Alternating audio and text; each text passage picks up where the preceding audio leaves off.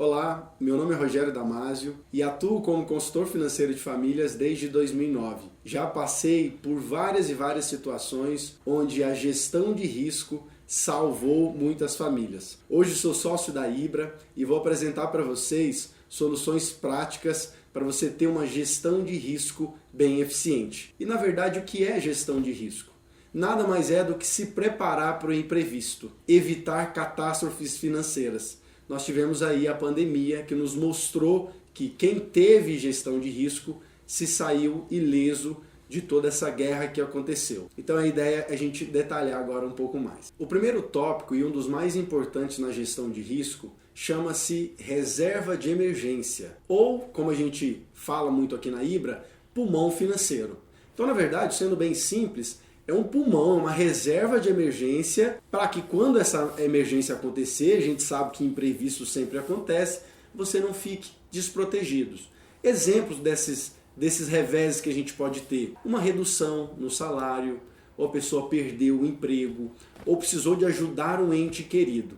O que acontece na maioria das vezes? A pessoa tem pouca liquidez, ela precisa de vender o carro a preço de banana, ou ela precisa resgatar um investimento que era pautado para o longo prazo e assim ter um prejuízo, ou muitas das vezes precisa se endividar. Então a reserva de emergência é muito importante para que em um revés financeiro você só tenha um raladinho no cotovelo e continue a sua vida normalmente. Outro tópico muito importante na gestão de risco é a modulação dos seguros pessoais. Muitas famílias pensam não precisar desses seguros. Quais seguros seriam? Seguros de vida, invalidez e doenças graves principalmente. Mas é importante entender que quando você está no começo do seu crescimento patrimonial, que seu patrimônio ainda não está muito desenvolvido, você precisa muito desses seguros. Porque você tem que pensar da seguinte forma: se você faltar hoje, como é que ficaria a sua família? Ela conseguiria se manter, pagar as contas, ou ela passaria por alguma necessidade? Tendo esse entendimento, você vai perceber que quanto mais o seu patrimônio evolui, menos você vai precisar dos seus seguros. Então é uma relação que a gente chama de inversamente proporcional. Mas se o seu patrimônio ou está muito imobilizado ou está muito no início, você vai precisar mais dos seguros agora. E para a gente entender um pouco mais, o seguro de vida ele funciona da seguinte forma. Então, se o patriarca ou matriarca faltam, a família recebe um recurso que ela consegue arcar com os custos de inventário e também com os custos mensais. Não por 1, 2 ou 3 anos. Precisa ser modulado entendendo que essa família vai precisar se manter por vários anos. Outra modalidade importante também é o seguro de invalidez, que preza pela invalidez parcial e a invalidez total. Nesse caso, seria um seguro em vida.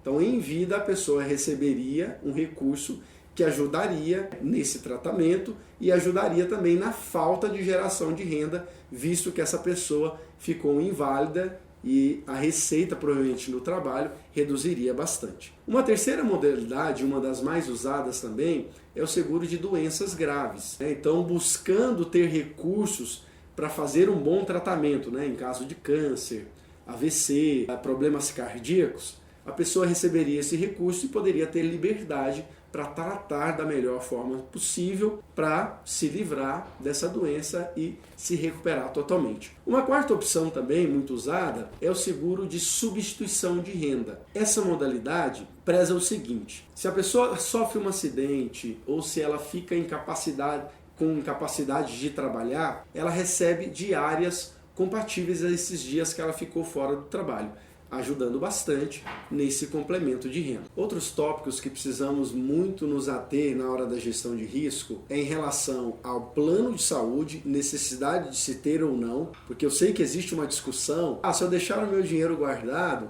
eu não preciso ter um plano de saúde. Quando eu precisar, eu vou lá, pego e pago na hora e fica tudo certo. Infelizmente, não é assim que acontece. A gente já viu vários casos de um patrimônio construído ao longo de vários anos ser dizimado em poucos meses por conta de tratamentos caros, internações caras, que a pessoa não tinha plano de saúde e teve que usar essa reserva em curto prazo. Então é muito importante sim dimensionar um plano de saúde coerente com a realidade e a necessidade da sua família. Outro ponto bastante importante é entender o nível de endividamento das famílias. Por cultura, nós temos muito costume de financiar casa, carros, celular e uma série de coisas. Então entender o nível dessa dívida é importante, porque em um revés financeiro, uma mudança de mercado, uma alteração no trabalho, essa dívida pode ficar muito cara e muitas das vezes até impagável.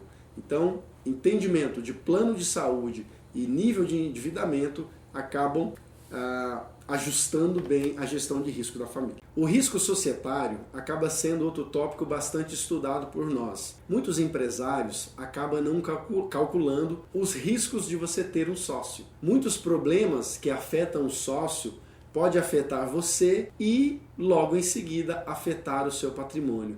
Então é muito importante segregar a operação da empresa do seu patrimônio ou distanciar o máximo isso possível.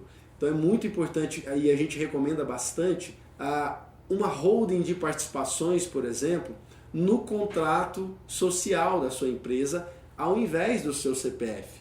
Porque essa solução já gera um distanciamento da sua operação, do seu patrimônio na pessoa física, evitando assim uma série de sustos e problemas que vocês não conseguem resolver no curto prazo. O que é liberdade patrimonial? Ao contrário de que muita gente pensa e trabalha em pró, a liberdade patrimonial, ela prega que os investimentos que você tem, o patrimônio que você construiu, precisa te gerar mais segurança e mais tranquilidade, e não o contrário. E é muito comum a gente ver famílias com muito patrimônio, com muitos imóveis, com muitas empresas extremamente afogadas de impostos, de compromissos, de dívidas. Ou seja, a liberdade patrimonial que ela tanto buscou ao longo de 30, 40 anos, ela acaba não tendo. Então entender como deve ser construído esse patrimônio é muito importante para gerar liberdade patrimonial